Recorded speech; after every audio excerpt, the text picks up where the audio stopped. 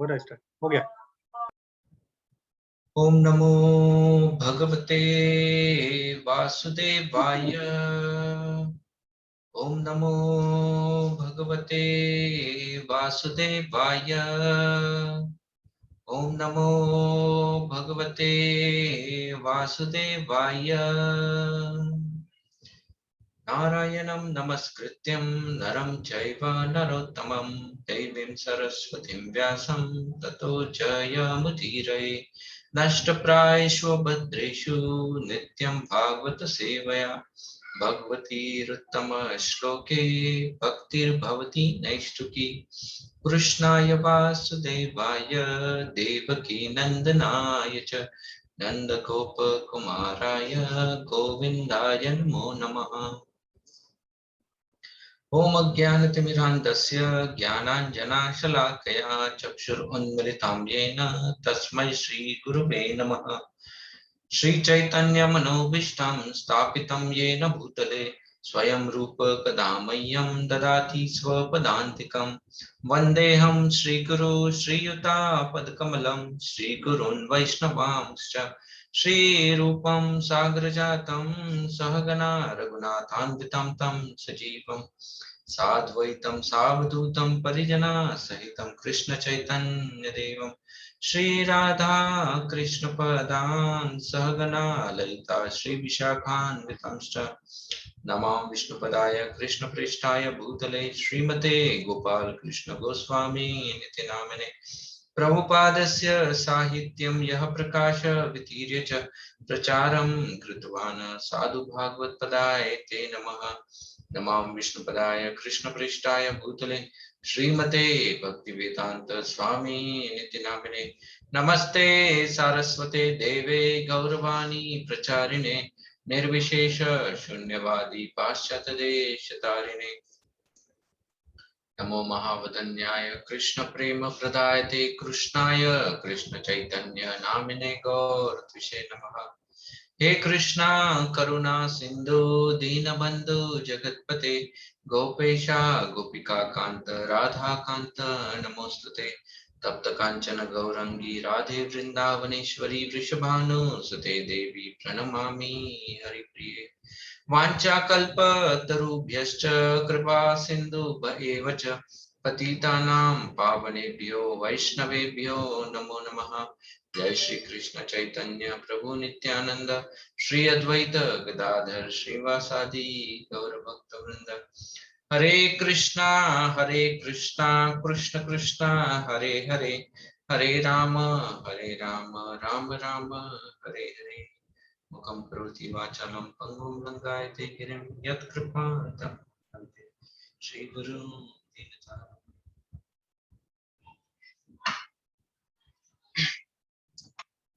Okay, हरे कृष्णा। तो कल हम जहां पर रामायण की चर्चा रोक दिए थे उसके आगे हम लोग बढ़ेंगे।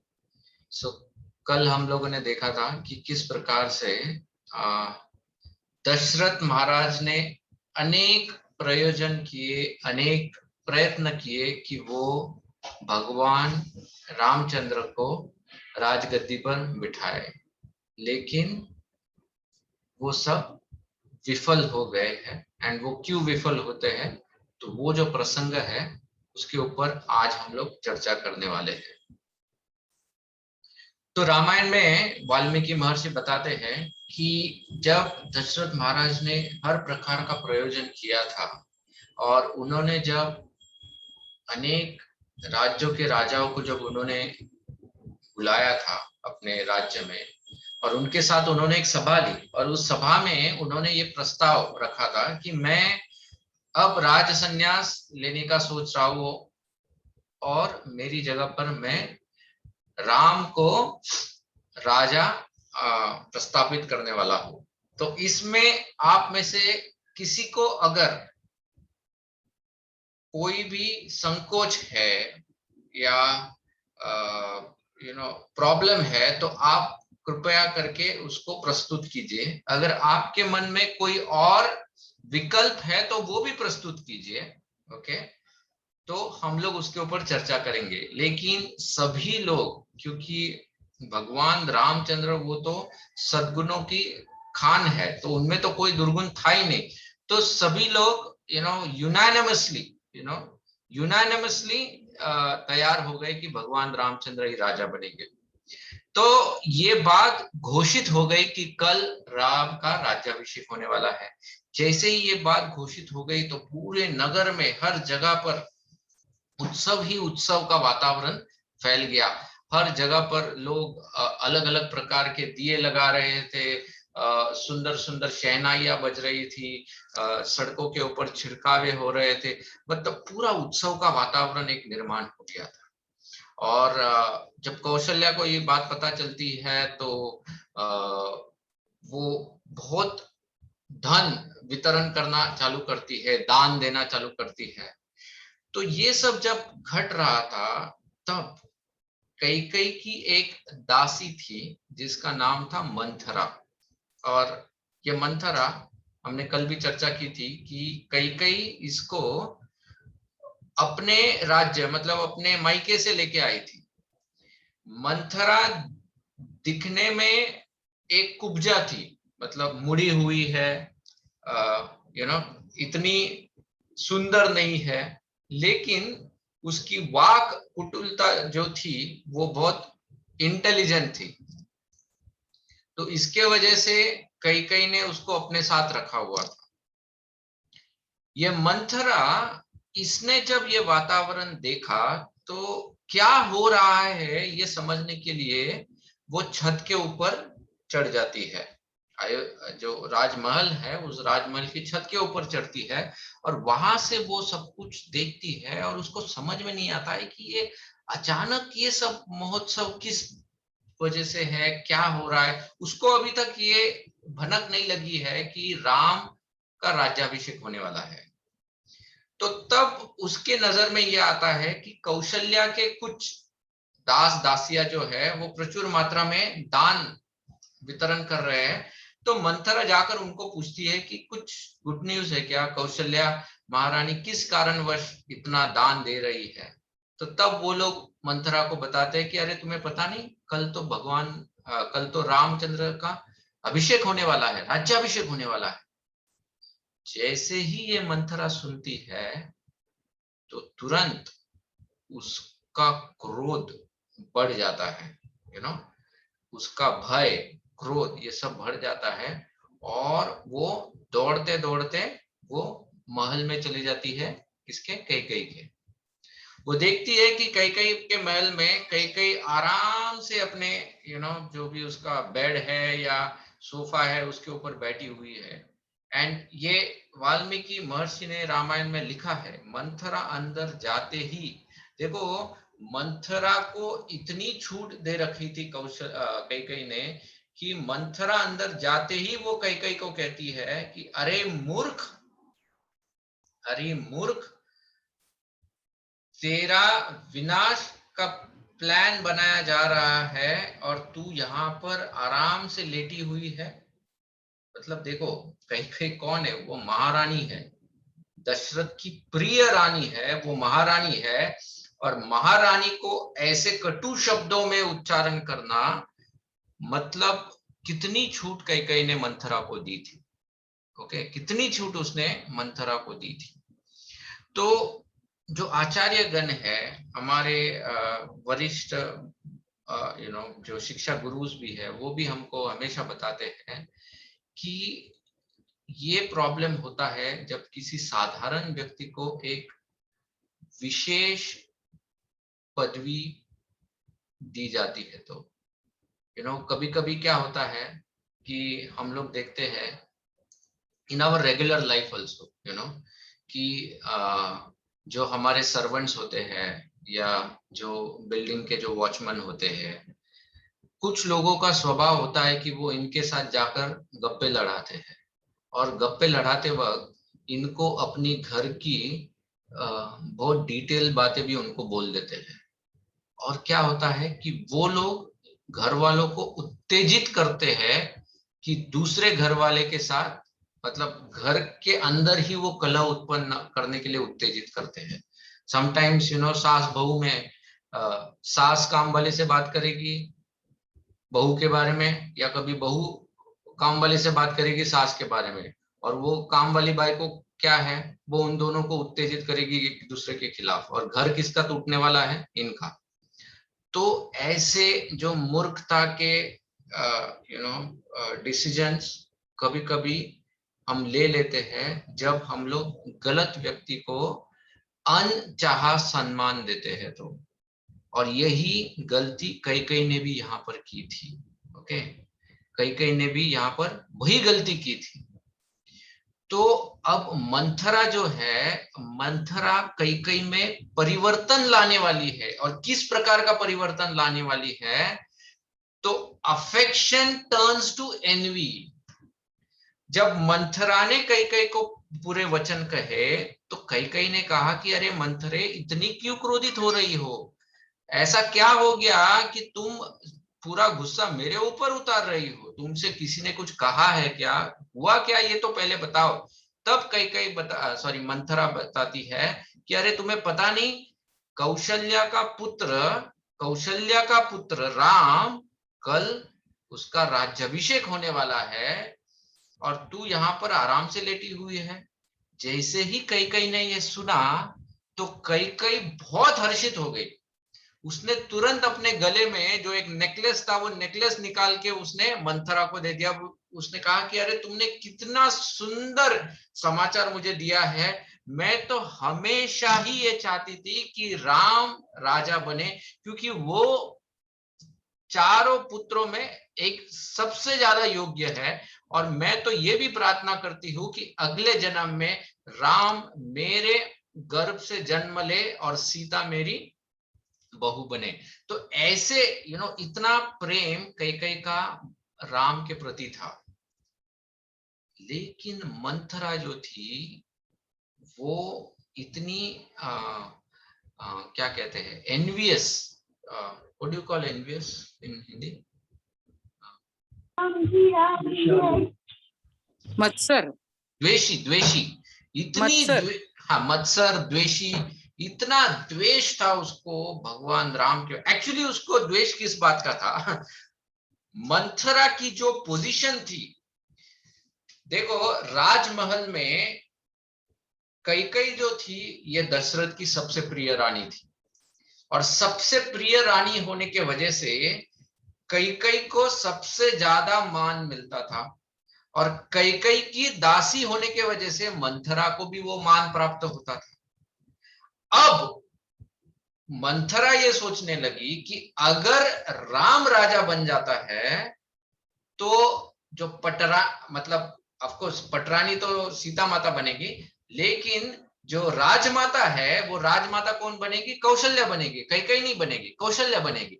और जब राजमाता कौशल्या बनेगी, तो क्या होगा, तो जो कौशल्या के सर्वेंट्स है, उनका मान चढ़ जाएगा और मेरा भाव घट जाएगा। तो मैं अपने सम्मान को कैसे बचाऊं, मेरा सम्मान अगर मुझे बचाना है, तो मुझे कई को उसके ओहदे से नीचे उतरने नहीं देना है। तो उसमें उसका सेल्फिश मोटिव था मंथरा का।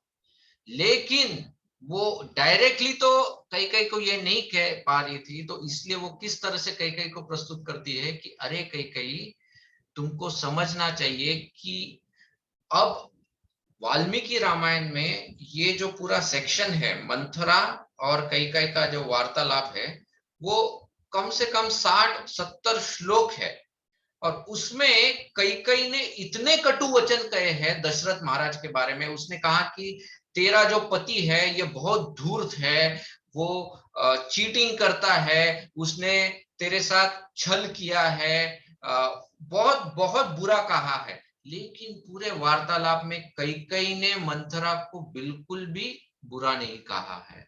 क्यों? क्योंकि कई को एक प्रकार की मंथरा के प्रति आसक्ति थी या अटैचमेंट था। क्यों? ये मेरे मायके से आई है, इसके वजह से। तो यहां पर कई गलती कर बैठी, या अगर कई पहले ही मंथरा को चुप कर देती कि चुप हो जा, अब मैं तुमसे कुछ सुनना नहीं चाहती हूँ, ओके, तो शायद कई में वो परिवर्तन नहीं आता। लेकिन क्योंकि उसने मंथरा को चुप नहीं कराया और उसको उसका वो एक तरह से संग लेते जा रही थी, जो जो मंथरा कह रही थी कई कई सुनते जा रही थी और उससे उसका वो संग एक प्रकार से ले रही थी। और क्योंकि वो संग ले रही थी तो धीरे धीरे कई कई में परिवर्तन आ गया। मंथरा ने अनेक तरह से कई कई को उकसाने का प्रयत्न किया। उसने बताया कि किस प्रकार से राजा ने प्लान किया है, देखो तुम्हारे पिता को भी उसने नहीं बुलाया, भरत और शत्रुघ्न तो पहले ही तुम्हारे मैके में जाके बैठे हैं, मतलब भरत को भी जब यहाँ पर नहीं है उसी वक्त वो राम को राजा बना रहा है। तो इस तरह से मंथरा ने अनेक से कट समझाने की कोशिश की, लेकिन वो देख रही थी कि कई कई में अभी भी परिवर्तन नहीं हो रहा है। दैट टाइम मंथरा ने क्या किया कि कई कई की उस नस को उसने दबाया जिससे कई कई को अधिक पीड़ा होने वाली थी। द ग्रेटेस्ट फियर ऑफ कई कई जो थी, ग्रेटेस्ट फियर ऑफ कई कई, ये मंथरा समझती थी। उसने क्या कहा कि देखो कई कई, अगर कल राम राजा बनता है तो तुम दासी बनोगी। क्यों? क्योंकि तुम सौतन हो, कौशल्या की तुम सौतन हो, तो क्या होगा, ऑटोमेटिकली कौशल्या राजमाता बनेगी और तुमको दासी जैसा व्यवहार प्राप्त होगा। ओके, तो इस तरह से मंथरा जब वो दुखती नस के ऊपर जब हाथ रख देती है तो कई कई के अंदर भी क्या होता है, कई कई के अंदर एक परिवर्तन आ जाता है। उसका जो राम के प्रति जो प्रेम है वो प्रेम अब घृणा में परिवर्तन कर देता है। अब कई कई की गलतियां देखो, कहां कहां उसने गलतियां की है। कई कई तो मंथरा को पूछती है कि हे मंथरे, अब मैं समझती हूं कि पूरे अयोध्या में सिर्फ तुम ही मेरी एक हितैषी हो। देखो हाँ, अभी उसमें परिवर्तन आ गया है। अब उसको पूरी अयोध्या जो है वो उसके शत्रु लगने लगे हैं और उस अयोध्या में यही एक जो कुब्जा है वो उसको अपनी प्रिय लगने लगी है। तो वो मंथरा को कहती है कि तुम ही एक मेरी हितैषी हो, तो तुम ही मुझे बताओ कि इसका विकल्प क्या है। तो मंथरा कहती है सीधी सी बात है, तुम महाराज से कहो कि राम को राजा ना बनाए, लेकिन राम के जगह पर भरत का राज्याभिषेक करो। वही सामग्री, वही प्रिपरेशन, ये सब लेकर भरत का राज्याभिषेक किया जाए। और राम का क्या करें? तो मंथरा कहती है कि राम को 14 साल के लिए वनवास भेज दो, क्योंकि 14 साल काफी है भरत के लिए कि 14 साल में भरत जब राज्य करेगा तो सबको प्रसन्न करके अपनी ओर ले लेगा। तो राम जब वो लौट के भी आएगा 14 साल के बाद तो भी राम का कुछ चलेगा नहीं इस राज्य में, क्योंकि भरत तब तक बहुत शक्तिशाली हो जाएगा। तो राम को 14 साल के लिए वनवास में भेज दो। तो तब कई कई पूछती है कि तुम ये दो प्रस्ताव तो मुझे बता रही हो, लेकिन मैं महाराज से इनको मनवाऊं कैसे? महाराज क्यों इस प्रस्ताव को मान्य करेंगे? तो तब मंथरा कई कई को याद दिलाती है, वो कहती है कि हे रानी, इस घटना को तुमने ही मुझे बताया था। देखो हाँ, दिस इज द डेंजर। जब जब हम लोग किसी क्या कहते हैं अयोग्य व्यक्ति को अपने सीक्रेट्स जब हम लोग बताते हैं तो वो व्यक्ति अपने स्वार्थ के लिए उनका इस्तेमाल करने के ताक में वो रहता है। कई कई उन दो वचनों को भूल गई थी जो महाराज दशरथ ने कई कई को दिए थे, लेकिन मंथरा उन दो वचनों को नहीं भूली थी। और मंथरा ने उसको याद दिलाया कि किस प्रकार से एक बार जब महाराज दशरथ एक शंबरा नाम का जो असुर था उसके साथ युद्ध करने के लिए, देवताओं की सहायता करने के लिए गए थे, और उस युद्ध में जब वो घायल हुए थे और किस तरह से तुमने राजा की सेवा करके उनको बचाया था, और उसके उपलक्ष्य में राजा ने तुमको 2 वरदान प्रदान किए थे। उस वक्त तुमने महाराज से कहा था कि मुझे इन 2 वरदानों की कोई आवश्यकता नहीं है, लेकिन जब उचित समय आएगा तब मैं आपसे मांग लूंगी। तो वही 2 वरदान आज उनका इस्तेमाल करो, और एक वरदान से भरत को राज्याभिषेक करवाओ और दूसरे से राम को वन में भेज दो। तो इस तरह से मंथरा ने कैकेयी का जो मन है उसको पूरी तरह से दूषित कर दिया। अब वो सब टेक्निकल डिटेल से फिर बाद में वाल्मीकि रामायण में उसने पूरा ड्रामा कैसे करना ये भी उसने बताया था कैकेयी को, कि तुरंत ये तुम्हारे जो सुंदर वस्त्र है ये सब उतार कर तुम एकदम मैले कपड़े, जो शोक करने वाले जो कपड़े होते हैं वो ऐसे वस्त्र पहनकर तुम कोप भवन में चली जाओ। कोप भवन बेसिकली कोई एक अलग भवन या पैलेस होगा जहां पर रूठने के लिए अब वो राजा है तो रूठना भी एक अलग घर में होता है, खाना अलग घर में होता है, मनाना अलग घर में होता है, अपने जैसा नहीं है, लाइक एक ही घर में सब कुछ होता है। तो कोप भवन में जाओ, और उस कोप भवन में राजा दशरथ तुमसे बहुत अधिक आसक्त है, तो वो जरूर तुम्हें मनाने आएंगे। और देखो रानी, भले ही राजा कितनी भी चिकनी चुपड़ी बातें करे, तुमको मानना नहीं है। जब तक राजा तुमको आश्वासन नहीं दे कि इन 2 वचनों की पूर्ति हो, तब तक तुमको अपने हट को छोड़ना नहीं है। इस तरह से पूरा कैकेयी ने मंथरा ने उसको तैयार करके रखा कैकेयी को, और कैकेयी कोप भवन में जाकर बैठ गई।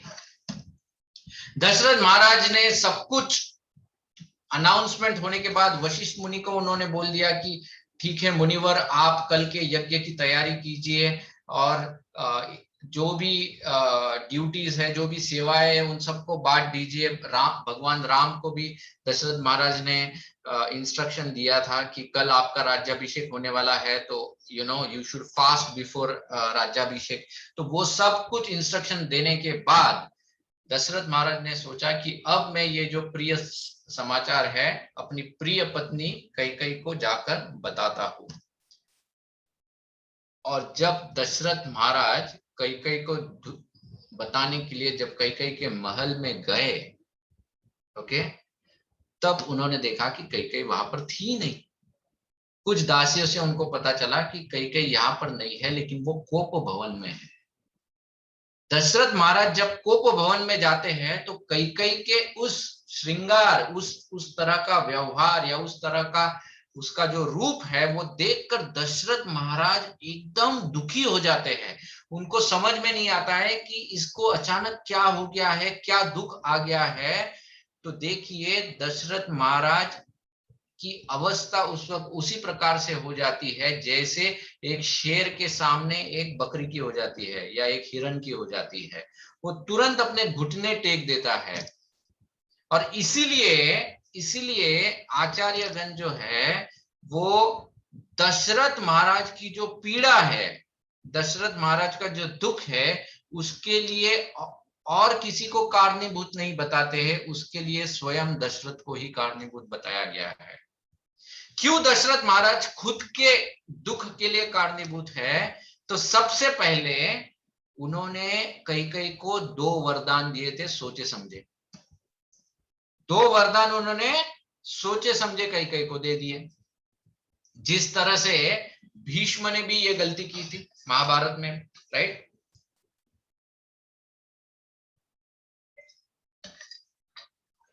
बिना सोचे समझे कि कौन राजा बनने वाला है, भीष्म ने यह प्रतिज्ञा ली कि जो भी सिंहासन पर बैठेगा उसकी मैं रक्षा करूंगा।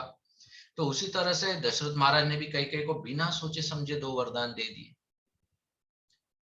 उसके बावजूद ओके, जब दशरथ महाराज यहां पर जब पहुंचते हैं तो कैकेयी की सांत्वना करते वक्त दशरथ महाराज कैकेयी से कहते हैं, आश्वासन देते हैं। वो कहते हैं कि हे कैकेयी, मैं तुम्हें तुम जो चाहती हो मैं वो दूंगा जिससे तुमको अच्छा लगे। तुम मुझे बताओ कि किस अपराधी को मुझे छोड़ देना है या किस किस व्यक्ति को फांसी के ऊपर चढ़ा देना है। तुमको जो चाहिए मैं वो तुम्हारे लिए करूंगा, लेकिन तुम इस व्यवहार से बाहर आ जाओ। और ये मैं क्या करता हूं, उन्होंने कहा, मैं तुम्हें वचन देता हूं। और मैं वचन किसकी कसम खाके देता हूं? मैं उस व्यक्ति की कसम खाके तुमको ये वचन देता हूं जो मेरे लिए सबसे अधिक प्रिय है, और वो और कोई नहीं, वो है राम। बस इधर कैकेयी ने पकड़ लिया दशरथ महाराज को। राम का जब उसने वचन दे दिया तो देखो, कैकेयी जो थी पूरी तरह से परिवर्तित हो चुकी थी। She was completely transformed, you know. वो अब एक जहरीली नागिन के जैसी थी। और दशरथ महाराज का कैकेयी को वचन देना वो नागिन को दूध पिलाने जैसा था। तो जब दूध पिलाओगे नागिन को या नाग को, जो भी है, तो उससे उसका जहर और बढ़ेगा।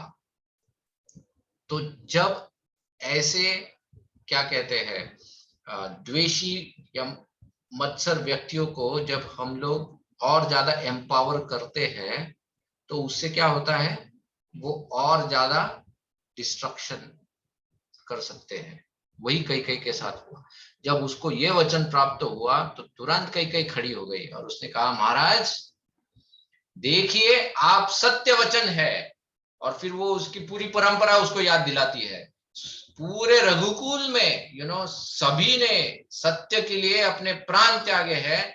तो आपने अभी मुझे ये वचन दिया है तो आप इस वचन से फिर नहीं सकते हैं। तो दशरथ महाराज ने कहा, नो प्रॉब्लम, तुम मांगो तो सही, क्या चाहिए? तो वो कहती है कि मैं चाहती हूँ कि कल का राज्याभिषेक जो है वो राम की जगह मेरे पुत्र भरत का हो। तो दशरथ महाराज को एकदम एक तरह से शॉक बैठा, लेकिन it was manageable shock, digest कर पा रहे थे। ठीक है, चलो, राम के जगह भरत को।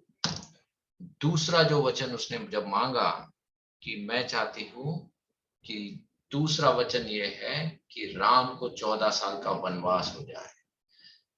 जब दशरथ महाराज ने ये सुना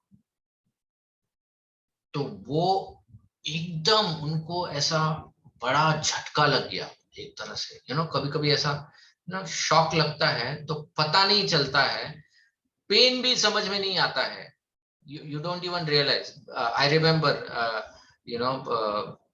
many years back, मेरा बाइक स्किड हो गया था। स्किड होने की वजह से मुझे शरीर के ऊपर अलग अलग जगहों पे कट हो गए थे और बहुत डीप कट्स आए थे। लेकिन वो गिरने का शॉक इतना स्ट्रांग था कि मैं जब उठा तो मुझे समझा ही नहीं कि कहां कहां कट चुका है। मुझे दूसरों ने बताया कि अरे देखो, इधर है, इधर है, इधर है, तब पता चला कि अरे यहाँ पर भी कट चुका है। शॉक की स्थिति, वो तो I am just talking a very minuscule. Dasharath Maharaj का जो शॉक था वो तो बहुत तीव्र था। दशरथ महाराज को तो समझ में ही नहीं आया कि क्या मैं सपना देख रहा हूँ या कि ये मेरे साथ मजाक कर रही है, कि क्या हो क्या रहा है। अचानक कैकेयी ऐसे कैसे मांग सकती है, अचानक वो राम को वनवास में कैसे भेज सकती है। दशरथ महाराज को कुछ समझ में नहीं आ रहा था। पहले तो उनको लगा कि ये तो शायद मैं भ्रम में हूं। लेकिन जब उनको पता चला कि अरे ये तो हकीकत है, तो अचानक वो एकदम रोना चालू कर दे, क्योंकि वो जो राम का जो विरह है वो उनसे सहन ही नहीं हो पा रहा था। वो उसको सहन भी नहीं कर पा रहे थे। ओके। एंड वो कैकेयी को रोने लगे, घुटनों पे गिर के उसके चरण पकड़ने लगे कैकेयी को, उससे भीख मांगने लगे। लेकिन इसमें से किसी भी दशरथ महाराज के बर्ताव का कैकेयी के ऊपर कोई भी प्रभाव नहीं हो रहा था। क्यों नहीं हो रहा था? क्योंकि कैकेयी 100% परिवर्तन हो चुका था। कैकेयी में 100% परिवर्तन हो चुका था। वो ऑलरेडी एकदम मंथरा के संग में पूरी तरह से ट्रांसफॉर्म हो चुकी थी। और दशरथ महाराज की गलती ये थी कि वो 100% कई से आसक्त थे, 100% आसक्त थे। ओके, एंड यही दशरथ महाराज की गलती थी। दशरथ महाराज की गलती क्या थी कि उनको ये अधिकार नहीं था कि वो कई को ऐसे वचन दे। क्यों? क्योंकि दशरथ जो है वो सिर्फ एक पति नहीं थे, बल्कि एक राजा थे। और राजा का जो कर्तव्य होता है, ये अपने जो सिर्फ स्वजन है उनके भी परे होता है। It is beyond that, it is not just limited to family. लेकिन दशरथ महाराज यहां पर गलती कर बैठे। ओके, तो दशरथ महाराज की जो आसक्ति थी कई के प्रति, वो आसक्ति वो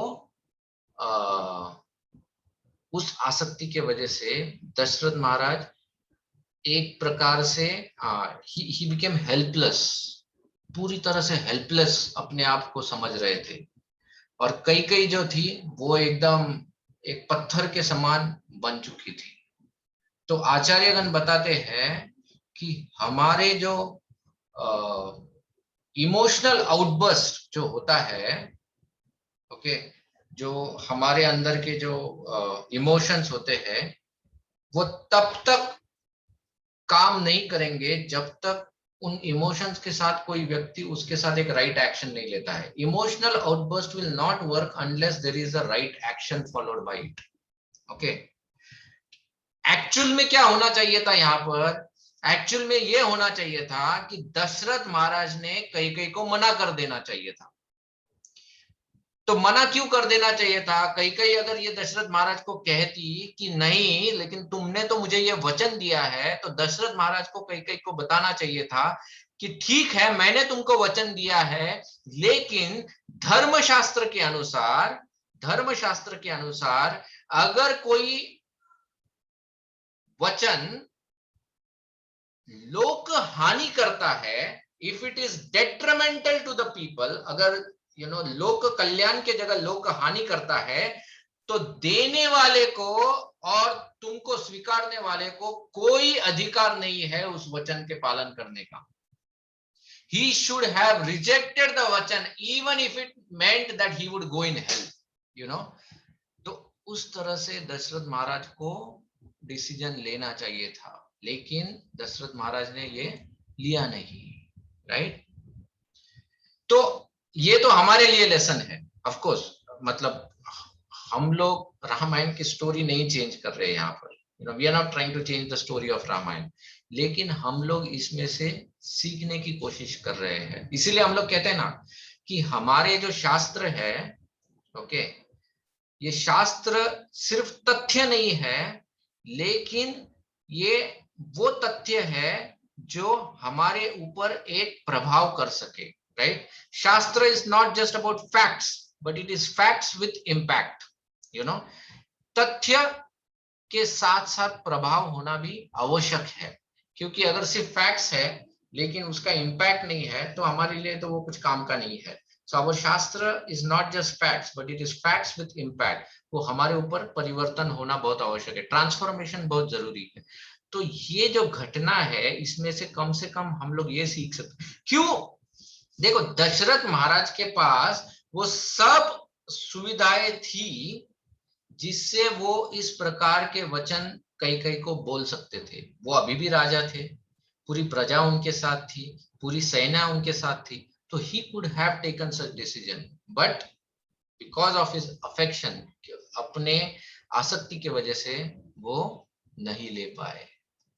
अब वाल्मीकि रामायण में बताया है कि जब दशरथ महाराज इस तरह से कई के पास हाथ जोड़ने लगे, हाथ फैलाने लगे, तो कई तुरंत क्रोध से उठ जाती है और वो कहती है कि मैं जानती थी कि आप वचन देकर इस तरह से बर्ताव करेंगे और मुंह फेर लेंगे। वो उनको उपदेश भी देती है ऊपर से। वो कहती है कि आप भूल गए, आप ही के वंश में एक राजा हुए जिनका नाम था अलर्क, और ये जो राजा था वो इतना महान था, उसने अपना वचन निभाने के लिए एक ब्राह्मण को अपनी आंखें दान दे दी। और आप उसी वंश में आते हो और आपको शर्म नहीं आती है कि आप ये अपने वंश वचन से फेर मुंह फेर ले रहे हो। दशरथ महाराज ने कैकेयी से कहा कि अरे कैकेयी, तुम जो वचन मांग रहे हो इससे मेरे प्राण चले जाएंगे। तो कैकेयी ने कहा कि इससे मुझे फर्क नहीं पड़ता है, इससे मुझे फर्क नहीं पड़ता है, आपको बस मेरे वचनों की पूर्तता करनी होगी। इस बात के ऊपर कैकेयी अट गई और कैकेयी फिर दशरथ महाराज को कहती है कि मैं जानती हूं आपसे ये नहीं हो पाएगा, लेकिन राम जो है वो सत्य वचनी है। तो वो तुरंत कैकेयी कुछ दासियों और दासों को बताती है कि जाओ तुम राम को संदेशा भेजो और राम को यहाँ पर बुलवा लाओ, मैं राम को ये बात समझाऊंगी। तो तुरंत राम इस बात को समझ जाएंगे और उसी वक्त कैकेयी सर्वेंट्स को भेजकर राम को बुलवा भेजती है। भगवान रामचंद्र उसी वक्त दौड़े दौड़े बेचारे आते हैं, उनको पता नहीं अब तक क्या हुआ है। जब वो आते हैं तो उस भवन में वो देखते हैं कि पिताजी जमीन के ऊपर लेटे हुए हैं, रो रहे हैं, बिलख रहे हैं, एकदम इतनी विकट अवस्था हो रही है। राम को तो पता ही नहीं चला, उनका तो दिल बैठ गया था अपने पिता की इस प्रकार की अवस्था देखकर। उन्होंने माता कैकेयी से पूछा कि ये क्या हुआ है, ऐसा क्यों हो रहा है, मेरे पिताजी की ये अवस्था क्यों हुई है। तब माता कैकेयी कहती है कि तुम्हारे पिता ने मुझे ऐसे 2 वचन दिए थे और इन वचनों के बदले में मैंने उनसे सिर्फ एक सिंपल सी बात मांगी है कि भरत राजा बने और तुम वन में चले जाओ। तो तुम्हारे पिता अब उस बात से मुकर रहे हैं। भगवान राम ने कहा कि हे माते, मुझे तो राज्य की कभी कामना थी ही नहीं। आप अगर भरत को राजा बनाना चाहती हूँ तो मैं तो स्व खुशी में अपना राज्य उसको दे देता हूँ और भरत ही राजा बन जाए। और आप चाहती है कि मैं वन में चला जाऊं, तो ये तो मेरे ऊपर आपने एक बहुत बड़ा उपकार किया है। जो लोगों को अपने बुढ़ापे में जो नसीब होता है वो मुझे अपने जवानी में वो नसीब होने वाला है। मुझे वन में जाकर बड़े बड़े ऋषि मुनियों का संग प्राप्त होने वाला है। हे माता, मैं खुशी खुशी वन में चला जाऊंगा, लेकिन इतनी छोटी सी बात के लिए आपको मेरे पिता को इतना कष्ट देने की आवश्यकता नहीं थी। क्या आपका मेरे ऊपर स्नेह इतना कम हो गया था कि आपको मेरे ऊपर इतना विश्वास नहीं था कि आपके सिर्फ ये कहने से मैं आपकी बात मान लूं? आपको सिर्फ मुझे कहना ही था कि मैं ये चला जाऊं। भगवान राम ने तो ये रिएक्शन दे दिया, लेकिन राम के साथ उधर जब वशिष्ठ मुनि खड़े थे, वशिष्ठ मुनि ने जब ये सुना तो वशिष्ठ मुनि को बहुत क्रोध आया। वशिष्ठ मुनि ने कैकेयी को चैलेंज किया। उन्होंने कैकेयी से कहा कि हे कैकेयी, तुम्हारे इस दुर्व्यवहार से तुमको क्या लगता है तुम भरत को राजा बनाओगी? वशिष्ठ मुनि ने कहा कि मेरे अंदर इतनी शक्ति और पावर है कि मैं अपनी पावर से अगर राम वनवास भी चले जाते हैं तो मैं सीता को यहाँ की महारानी बनाऊंगा, लेकिन भरत को राज्याभिषेक नहीं होने दूंगा, उसको राज सिंहासन पर नहीं बैठने दूंगा। इतनी शक्ति मेरे अंदर है। लेकिन कैकेयी के ऊपर वशिष्ठ का भी कोई प्रभाव नहीं हुआ। सुमंत्र जो है, Sumantra, he is one of the servants, वो जन्म से तो सूत थे, जस्ट लाइक ये इसके ऊपर हमने पहले भी चर्चा की है कि सूत वो होता है जिसमें माता ब्राह्मणी होती है, पिता is a Kshatriya. So that kind of combination से जो पुत्र होता है वो सूत होता है। लेकिन ये सूत जो होता है बहुत बार ये राजा के बहुत नजदीकी होते हैं। दे आर द, वो लोग उनके रथी भी होते हैं और उनके मंत्री भी होते हैं। जैसे संजय था तो उसी प्रकार से सुमंत्र थे। और सुमंत्र वो वही व्यक्ति है जिन्होंने दशरथ महाराज को याद दिलाया था कि आपको ऐसा वरदान प्राप्त हुआ है कि आपको 4 पुत्र होंगे और उसके लिए आपको पुत्र कामेष्टि यज्ञ करना होगा और उसके लिए आपको ऋषि श्रृंगा को बुलाना होगा। तो ये सब कथा भी सुमंत्र ने ही उनको बताई थी। तो सुमंत्र जो है ये कथाओं के भंडार थे, उनके पास पूरा ज्ञान था, उनके पास ये पूरा नॉलेज था, उनको सब कुछ पता था। तो सुमंत्र जो है वो कैकेयी को बहुत टोकते हैं। वाल्मीकि रामायण में सुमंत्र द्वारा कैकेयी को बहुत कटु वचन कहे गए हैं और उसकी भी बड़ी श्रृंखला है, मतलब अनेक श्लोक है उसमें। और अंत में जब कैकेयी सुमंत्र की बात भी जब नहीं मानती है तो तब सुमंत्र दशरथ महाराज की ओर देखते हुए बताते हैं कि हे राजन, ये जो कैकेयी जो है ये बिल्कुल अपनी माँ के ऊपर गई है। और फिर तब वो एक कथा सुनाते हैं। सुमंत्र बताते हैं कि एक समय की बात है जब कैकेयी के जो पिता थे उनको एक वरदान प्राप्त हुआ था। एक ऋषि ने उनको एक वरदान दिया था, और वो वरदान ऐसा था कि उस वरदान के फलस्वरूप वो ऋषि सॉरी कैकेयी के जो पिता है, उनको अलग अलग जो जीवात्माएं है, मतलब पक्षी है, प्राणी है, या इंसेक्ट्स है, कीड़े हैं, मकोड़े हैं, जो भी है, सबकी भाषा समझ में आएगी। जब भी वो एक दूसरे से भाषा करेंगे तो उनकी भाषा इनको समझ में आएगी। लेकिन उसके साथ साथ उस ऋषि ने उनको एक कंडीशन भी दी थी कि लेकिन आपको किसी को ये बताना नहीं है कि आपको क्या समझ आया है। अगर तो आप ऐसा बोल दोगे तो तुरंत आपकी मृत्यु हो जाएगी। तो ये एक सेफ्टी कवरिंग उन्होंने दे दिया था। एक समय कैकेयी के पिताजी अपनी पत्नी, मतलब कैकेयी की माता के साथ अपने महल में बैठे हुए थे, और बैठे बैठे उनको जो क्या कहते हैं, खिड़की में से दो पक्षियों का वार्तालाप सुनाई दिया। और वो वार्तालाप ऐसा था जिसके वजह से राजा को बहुत हंसी आने लगी। जब राजा को हंसी आई, तब जो पत्नी थी उसको लगा कि राजा उसी के ऊपर हंस रहे हैं। तो उसने राजा से हट किया कि आप मुझे बताओ कि आप क्यों हंसे। राजा ने बताया पत्नी को कि मैं तुमको ये नहीं बता सकता हूं कि मैं क्यों हंसा, क्योंकि अगर मैं तुमको बता दूंगा तो मेरी मृत्यु हो जाएगी। तब कैकेयी की माता जो होती है वो राजा से कहती है कि इससे मुझे कोई मतलब नहीं है, भले ही आप मर जाओ, उससे मुझे कुछ लेना देना नहीं है, लेकिन आपको मुझे बताना पड़ेगा कि आपने मेरे ऊपर क्यों मतलब आप क्यों हंसे। तब राजा दुविधा में चला जाता है, और वो राजा फिर उसी ऋषि के पास जाते हैं और उस ऋषि को बताते हैं कि मेरी बीवी मेरे पीछे हट लेकर बैठी है, अब बताओ ऐसे समय में मुझे क्या करना चाहिए। तब ऋषि राजा को कहते हैं, इसी समय तुम्हारे पत्नी का त्याग कर दो, क्योंकि वो इतनी हटेली है कि वो ये भी नहीं देख रही है कि इस अगर इस पूरी घटना में तुम्हारी मृत्यु भी हो सकती है, she is not sensitive for that, तो उसका त्याग तुरंत कर दो। और तब कैकेयी के पिता ने कैकेयी के माता का त्याग कर दिया था। तो सुमंत्र दशरथ को बताते हैं कि ये कैकेयी बिल्कुल अपनी मां के ऊपर गई है, उसमें वही गुण आए हैं जो उसके मां में दिखाई देते थे। And that time he says, now I accept the scriptures which say that the sons go on their father and the daughters go on their mother। ये रामायण में कहा गया है। ओके, तो तब सुमंत्र अलग अलग तरीके से बताते हैं। इसके बाद ये सब सुनने के बाद भी दशरथ महाराज जो है वो अभी तक निर्णय नहीं ले पा रहे हैं। सुमंत्र ने प्रयत्न किया कि जैसे कैकेयी के पिता ने एक स्ट्रॉन्ग डिसीजन लिया है, उसी प्रकार से आप भी एक स्ट्रॉन्ग डिसीजन लीजिए कैकेयी का त्याग करने का। लेकिन दशरथ महाराज अभी भी बिलग रहे हैं।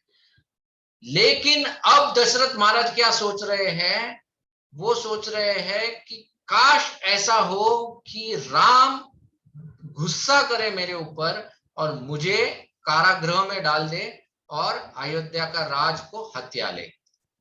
सो बेसिकली दशरथ महाराज क्या कर रहे हैं, he is passing the burden of his decision on Lord Ramchandra. वो खुद डिसीजन नहीं लेना चाहते हैं, लेकिन वो जो भार है उस निर्णय का वो भगवान के ऊपर छोड़ रहे हैं। कभी कभी भक्त लोग भी ऐसा करते हैं ना कि भगवान को ज्यादा परेशानी में डाल देते हैं। तो दशरथ महाराज भी इसी प्रकार से मन ही मन में विचार कर रहे थे, लेकिन ये तो कभी होने ही नहीं वाला था, क्योंकि ये भगवान रामचंद्र है। ये कंस थोड़ी है जो अपने पिता को कारागृह में डालेगा और राज्य को हत्या लेगा। ये तो भगवान रामचंद्र है, तो ये तो कभी होने नहीं वाला था। तो अब ये तो तय हो गया कि भगवान राम तो वनवास में जा रहे हैं। ये बात जब फैल गई तो लक्ष्मण को जब पता चली तो उनको बहुत क्रोध आ गया। लक्ष्मण को बहुत क्रोध आ गया और वो इतना क्रोधी हुए थे कि वो भगवान राम को बताते हैं कि हमारे पिता जो है इतने कमजोर कैसे बन सकते हैं, मैं अभी जाकर उनकी हत्या कर देता हूं और आपको राज सिंहासन पर बिठा देता हूं। इतने मतलब इतना क्रोधी हो जाते हैं। एक्चुअली आचार्यगण बताते हैं कि लक्ष्मण का जो क्रोध है, उनका क्रोध अपने पिता के ऊपर नहीं था, लेकिन उनकी पिता की जो कमजोरी है उसके ऊपर था। ये कैसे कह सकते हो? क्योंकि रामायण में ही जब भगवान रामचंद्र और लक्ष्मण जब किष्किंधा पहुंचते हैं, किष्किंधा ने, हाँ किष्किंधा, किष्किंधा राइट, ऋषिमुख पर्वत, एक्चुअली हाँ ऋषिमुख पर्वत जब पहुंचते हैं और उनकी भेंट जब हनुमान से पहली बार प्रथम बार होती है और हनुमान उस वक्त पूछते हैं कि आप कौन हो, तब जब लक्ष्मण इंट्रोडक्शन दे रहे हैं रामचंद्र का, भगवान का, तब वो भगवान रामचंद्र का परिचय देते वक्त बताते हैं कि ये किन के पुत्र है, और तब वो अपने पिता का बहुत गुणगान करते हैं। तो ही हैड नो, उनका अपने पिता के प्रति ऐसा कोई कटु भावना नहीं थी, लेकिन अपने पिता की जो कमजोरी या जो कमजोरी दशरथ महाराज ने जो दर्शाई थी, उसके प्रति उन्होंने क्रोध दर्शाया था। ओके, उसके प्रति उन्होंने क्रोध दर्शाया था। तो ये भी हमको समझना चाहिए कि एक्चुअली ये सब डिटेल्स समझना बहुत आवश्यक है, क्योंकि अगर इन डिटेल्स को अगर हम लोग नहीं समझेंगे तो उस पात्र को हम लोग गलत तरीके से समझेंगे। लक्ष्मण का क्रोध, मेनी पीपल ऑलवेज से कि लक्ष्मण जो है वो हमेशा एंग्री मैन है, वो हमेशा, लेकिन जितना सहनशील लक्ष्मण है, I mean hardly there is anyone. भगवान रामचंद्र जब वन में जब सीता निकल जाती है, ओके, जब सीता माता का अपहरण हो जाता है, और तब भगवान रामचंद्र की जो अवस्था होती है, उस अवस्था में भगवान राम को सिर्फ लक्ष्मण ही धीरज देते हैं। लक्ष्मण ही धीरज देते हैं। इतनी सहनशीलता लक्ष्मण ने जो दर्शाई है, he could have become angry so many times, ऐसे बहुत से प्रसंग है जब वो क्रोधी हो सकते थे, लेकिन लक्ष्मण ने बहुत जगहों पे सहनशीलता भी दिखाते हैं एक्चुअली।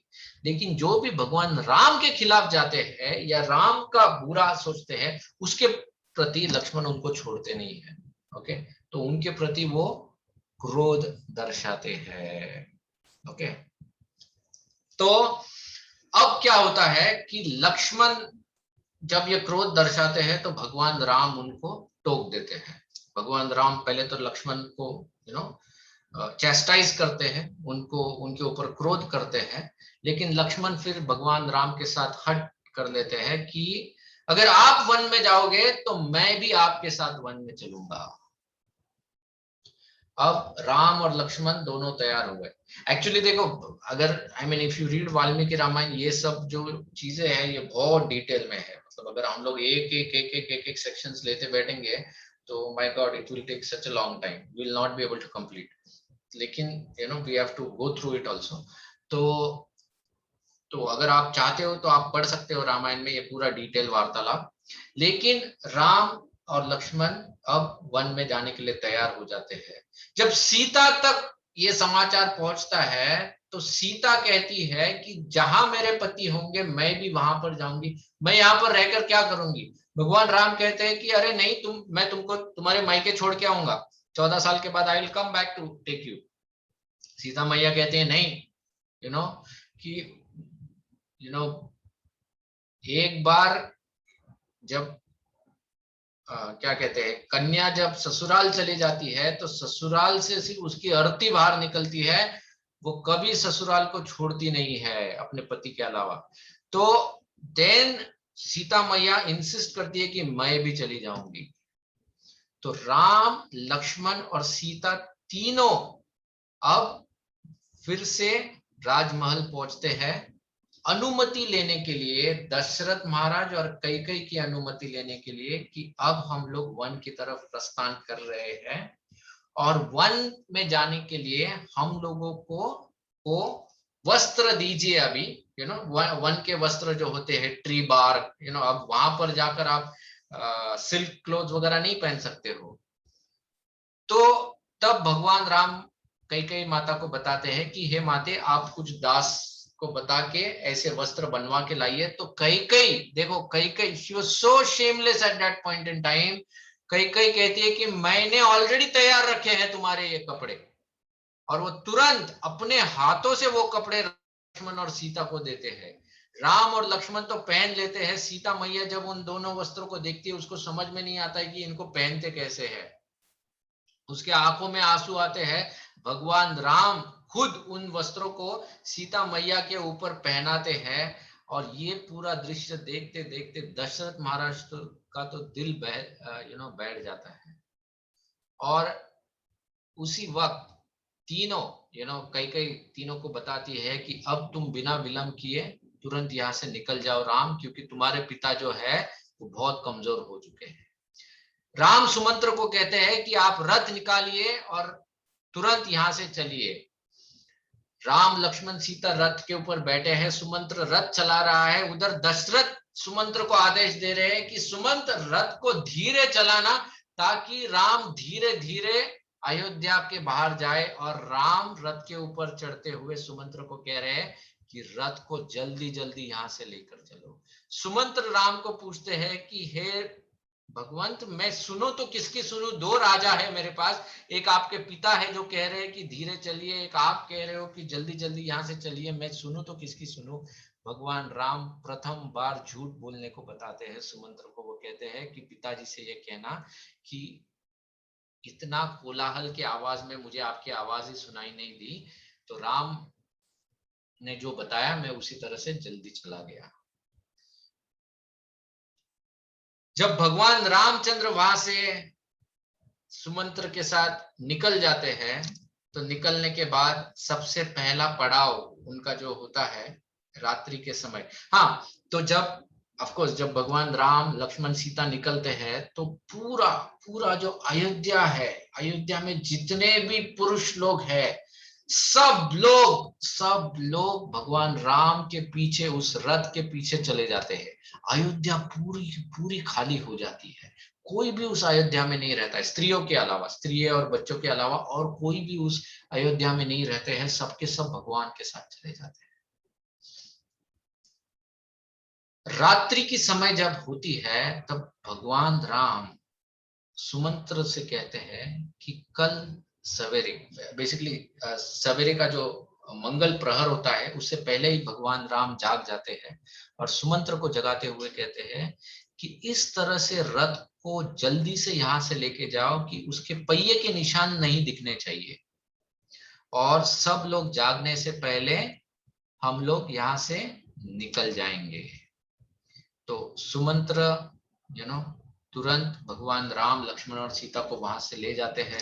सवेरे जब अयोध्यावासी जाग जाते हैं, तो देखते हैं कि उनके प्रियवर राम वहां पर है नहीं। बहुत बहुत दुख होता है उनको, और उस दुख में फिर से वो अयोध्या लौट जाते हैं। इधर भगवान राम भगवान राम जो है वो सुमंत्र के साथ आगे जब प्रस्थान करते हैं, तो सबसे पहले वो पहुंचते हैं श्रृंगेरी मठ। श्रृंगेरी मठ वो जगह है जहां पर गुहा नाम का एक राजा था, जो एक ही वॉज लो कास्ट भील। ये जो पहले जो बॉर्डर्स जो होते थे, राज्य की जो सीमाएं होती थी, उन सीमाओं को प्रोटेक्ट करने के लिए उधर के जो लोकल भील जो होते थे वो हुआ करते थे। तो ये जो श्रृंगेरी मठ जो था, ये एक प्रकार की सीमा थी, और उस सीमा के ऊपर जो राज्य कर रहा था उसका नाम था गुहा। और जब गुहा ने भगवान राम को देखा लक्ष्मण और सीता के साथ, तो गुहा ने सोचा कि आज मेरे जन्म जन्मों की जो तपस्या है या जो पुण्य है उसका आज मुझे फल प्राप्त हो रहा है कि साक्षात भगवान आज मेरे राज्य में आए हैं, तो वो तुरंत दौड़ा दौड़ा भगवान के पास चला जाता है और भगवान से आने का प्रयोजन पूछता है। जब सारी बात जब भगवान उनको बताते हैं तो गुहा कहता है कि अरे हे भगवान, ये पूरा राज्य आपका है, आप क्या 14 साल के लिए वनवास में जाओगे, आप यहीं पर ठहर जाओ, पूरे 14 साल आप यहीं पर बिता दो, आपका संग प्राप्त होने से हमको और क्या चाहिए, इस राज्य को आप ही लो और आज से आप ही यहाँ के राजा हो। भगवान राम गुह का बहुत ही थैंक्स हिम, वो उनको बहुत अभिनंदन करके उनको बोलते हैं कि मैं बहुत भाग्यशाली हूँ, मैं आपका धन्यवाद देता हूँ कि आप ये सब मुझे दे रहे हैं, लेकिन क्योंकि मैंने ये प्रण लिया है कि मैं वनवास में रहूंगा तो मैं किसी भी राज्य में प्रवेश नहीं कर सकता हूँ, तो आप मेरे लिए आज इस पेड़ के नीचे ही बिछाना बिछाइए। जो भगवान मखमल पे सोते थे, जो वैकुंठ में वो शेष सैया पे सोते हैं, आज वही भगवान एक वन में एक घास के ऊपर, जमीन के ऊपर लेटे हुए हैं। ये दृश्य देखने के बाद लक्ष्मण तो टूट ही जाते हैं, पूरी तरह से एकदम उनकी आंखें टूट जाती है।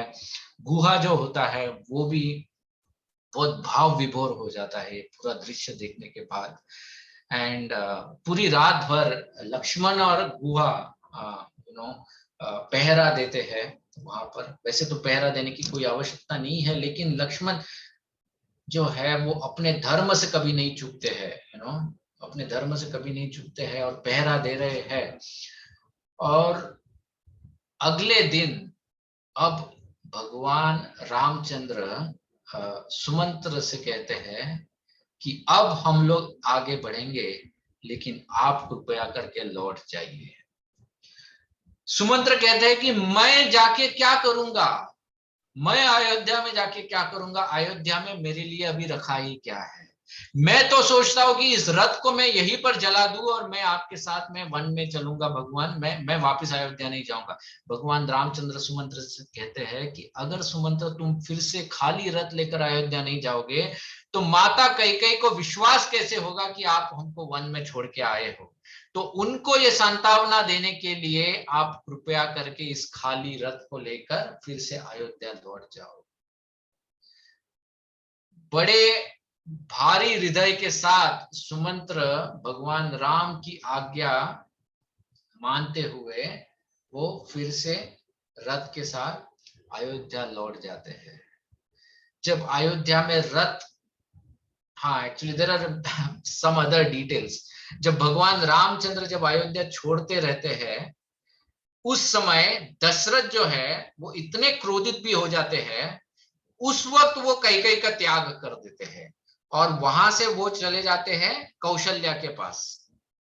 और कौशल्या के महल से जब वो राम का रथ को देख रहे हैं तो उनकी आंखें जो है वो रथ के ऊपर टिकी हुई है और वो कौशल्या को कहते हैं कि हे कौशल्य, अब धीरे धीरे मेरी जो दृष्टि है वो कम होते जा रही है, अब मुझे राम दिखाई नहीं दे रहे हैं। और जब राम पूरी तरह से आंखों से ओझल हो जाते हैं, दशरथ कहते हैं कि मेरी दृष्टि राम के साथ चली गई है, अब मुझे हर जगह अंधेरा ही अंधेरा दिख रहा है, मुझे और कुछ दिखाई नहीं दे रहा है। ऐसे दशरथ महाराज जब उनको पता चलता है कि सुमंत्र रथ लेके फिर से आए हैं, तो उनके मन में एक प्रकार की आशा जागृत होती है कि शायद राम फिर से लौट आए होंगे। तो वो सुमंत्र को बुलाते हैं, सुमंत्र से पूछते हैं कि क्या हुआ। तो सुमंत्र बताते हैं कि भगवान राम तो वन में चले गए हैं और मुझे फिर से लौटा दिया है। दशरथ महाराज पूछते हैं कि अयोध्या की क्या अवस्था है। तो अयोध्या की अवस्था बताते वक्त सुमंत्र बताते हैं कि जो स्थावर और जो जंगम, स्थावर इज जो फिक्स्ड, जो अनमूवेबल, मतलब पेड़ पौधे फल फूल जो है वो, उनको स्थावर कहा गया है। और जो जंगम जो है मतलब जो हिल सकते हैं। तो वो कहते हैं कि जो जंगम थे वो तो भगवान के साथ चले ही गए वहां पर, लेकिन जो स्थावर है, मतलब जो पेड़ है, जो फल है, जो फूल है, वो भी जिस ओर भगवान रामचंद्र चले गए उसी दिशा में मुड़ गए, और फिर से वो अपनी ओर नहीं, मतलब सीधे नहीं हुए, उसी मुड़ी हुई सिचुएशन में खड़े हैं। फिर आगे बताते हैं कि जितने भी मंदिर है, उन मंदिरों में जो विग्रह है, उनके आंखों में से अब आंसू बह रहे हैं। जो लोग आज अयोध्या में उपस्थित है, घर में दिया नहीं जला रहे हैं, चूल्हे पे खाना नहीं बन रहा है, और वो सब मैले वस्त्र धारण किए हुए रह रहे हैं। जो पत्नियां जो है वो अपने पतियों को डांट रही है कि कैसे आप खाली हाथ भगवान राम के बिना लौट आए हो अयोध्या में। और जो माताएं हैं जिन्होंने इस दिन पर पुत्र को जन्म दिया है, वो विलाप कर रही है कि ये कैसा अशुभ पुत्र है, ये कैसे अशुभ पुत्र को हमने जन्म दिया है, या ऐसे कैसे अवसर पर इन लोगों ने जन्म लिया है जिस दिन राम को अयोध्या छोड़ना पड़ा है। तो ये अवस्था जो है ये अयोध्या की हो चुकी है। अब दशरथ महाराज जब ये सब सुनते हैं, तब उनको इतना क्रोध आता है कि उन्होंने कैकेयी का त्याग कर दिया। लेकिन फिर उसके बाद दशरथ महाराज कौशल्या के महल में कौशल्या को वो सब चीजें बताते हैं, जैसे वो श्रवण की कथा और वो सब जो आज तक उन्होंने किसी को नहीं बताई थी, वो सब कौशल्या को बताते हैं। और उसके पश्चात 1 या 2 दिनों में ही दशरथ महाराज अपना शरीर त्याग देते हैं। वाल्मीकि महर्षि ने रामायण में बताया है कि दशरथ महाराज ने शरीर त्यागते वक्त उनके मन में कैकेयी के प्रति बहुत क्रोध था। इसके बाद उन्होंने शरीर को त्याग दिया। इधर ही दशरथ महाराज का उल्लेख वाल्मीकि रामायण में समाप्त हो जाता है। इसके पश्चात दशरथ महाराज का जो उल्लेख है वाल्मीकि रामायण में, वो आता है जब रावण के वध के पश्चात जब सीता की अग्नि परीक्षा हुई। उस अग्नि परीक्षा में जब देवता लोग आते हैं, तो देवताओं के साथ स्वर्ग से दशरथ महाराज आते हैं। सो दशरथ महाराज का दूसरा उल्लेख वाल्मीकि रामायण में तब हुआ है। तो प्रश्न उठता है या प्रश्न आ सकता है कि जब भगवान रामचंद्र ने जटायु जैसे पक्षी, वो पक्षी योनि में था, या जिसने भी राम भक्ति की है, उन सब का उद्धार करके वो वैकुंठ लौट गए हैं, तो ऐसे कैसे है कि भगवान राम के जो पिता दशरथ है वो वैकुंठ ना गए, लेकिन वो तो कहाँ गए, अयोध्या गए हैं। यही प्रश्न जो है ये एक शिष्य ने रामानुजाचार्य से पूछा था। जब रामानुजाचार्य को यह प्रश्न पूछा था, तो तब रामानुजाचार्य ने एक उत्तर दिया था, और यह उत्तर, दिस आंसर इज अमेजिंग, और इसको लिटरली नहीं समझना चाहिए, इसके पीछे की मनस्थिति को समझना आवश्यक है। रामानुजाचार्य ने उनसे कहा कि उनको तो नरक में जाना चाहिए था, लेकिन क्योंकि वो राम के पिता थे इसलिए स्वर्ग में चले गए, वरना उनको तो उनके क्रिया के लिए नरक में जाना चाहिए था। तो प्रश्न आता है, वो जो शिष्य था उन्होंने उनसे पूछा रामानुजाचार्य से, मैंने आपको नरक और स्वर्ग के बीच में नहीं पूछा था, मैंने आपको पूछा था वैकुंठ क्यों नहीं गए, स्वर्ग में क्यों गए। आप बता रहे कि नरक में जाना चाहिए था, स्वर्ग भी नहीं नरक में जाना चाहिए था। तो रामानुजाचार्य का ये जो भाव है, इसको समझाते हुए जो दूसरे आचार्य गण है वो बताते हैं कि रामानुजा जो है वो राम अनुज मतलब लक्ष्मण है, और लक्ष्मण का जो भाव है, जब इस प्रसंग को जब वो सुनते हैं, तो लक्ष्मण के सामने वो पूरी घटना सामने आती है, और उस घटना के साथ लक्ष्मण के मन में वो एक क्या बोलते हैं, मोमेंटरी क्रोध उत्पन्न होता है, जिसके वजह से वो इस प्रकार के वचन बोलते हैं, जिसके वजह से इस प्रकार का क्रोध वो प्रकट करते हैं। तो वो आचार्यगण बताते हैं कि देखिए, जहां पर आत्मीयता होती है, जहां पर प्रेम होता है, तो इस प्रकार का क्रोध करना स्वाभाविक है और अपराध नहीं है। लेकिन जहां पर आत्मीयता नहीं है, मतलब जब कोई साधारण व्यक्ति भगवान राम या उनके पिता या और किसी पात्र के ऊपर लांछन लगाते हैं या प्रश्न करते हैं, कोई संबंध ना होते हुए भी, देयर इज नो आत्मीयता, तब वो व्यक्ति उनके प्रति अपराध कर बैठता है। इसीलिए हम लोग कहते हैं कि जब हम शास्त्र पढ़ते हैं तो उसमें दैवी भी देखना चाहिए। दैव जब आप देखोगे तो अपराध नहीं करोगे। ओके, जब आप ये समझोगे कि दशरथ महाराज जो कर रहे थे वो दैव के लिखित था, तो अपराध नहीं करेंगे। And that is how we have to take this incident. Okay, तो ये जो है, ये पूरा जो विवरण है, ये वाल्मीकि रामायण में बताया है कि किस प्रकार से मंथरा द्वारा प्रेरित कैकेयी भगवान राम को वनवास में भेजती है, और वो वनवास के वजह से कैकेयी किस प्रकार से अपनी जो मांग है उसको क्या करती है, वो शी बिकम्स अ विडो, अपने पति की हत्या का एक तरह से कारण बन जाती है। और किस प्रकार से दशरथ महाराज जो है वो अपनी जो आसक्ति है उसके वजह से वो सही निर्णय ले पाते हैं। ये डायरेक्टली तो वाल्मीकि मुनि ने रामायण में नहीं कहा है, लेकिन ये हम लोग एक प्रकार से इसको समझ सकते हैं, या इस प्रकार को we can try to understand. Okay, तो इस तरह से हम लोग इस प्रसंग को समझ सकते हैं। अब अगला जो प्रसंग आता है वो ये है कि कैसे भगवान रामचंद्र अब सुमंत्र तो लौट आए हैं, भगवान रामचंद्र श्रृंगेरी मठ से अब वो गंगा जी को पार करेंगे। तो उस गंगा जी को पार करते वक्त उस केवट की कथा आती है। केवट की कथा वाल्मीकि रामायण में नहीं आती है, मतलब वाल्मीकि रामायण में सिर्फ उसका एक श्लोक में उल्लेख है, लेकिन पूरा डिटेल नहीं दिया है। लेकिन रामचरितमानस में केवट की जो कथा है उसको बहुत विस्तारित रूप में बताया गया है। वहां से गंगा जी को पार करने के बाद भगवान रामचंद्र भरद्वाज मुनि के आश्रम पहुंचते हैं। भरद्वाज मुनि के आश्रम पहुंचने के बाद भरद्वाज मुनि द्वारा निर्देशानुसार भगवान रामचंद्र चित्रकूट में अपनी कुटीर बनाते हैं। चित्रकूट में जाने के बाद भरत जो है उनको संदेशा मिलता है अपने पिता के मृत्यु का। भरत जो है वो अयोध्या लौट आते हैं। भरत के ऊपर किस क्या क्या बीतती है और उनको क्या क्या सहना पड़ता है।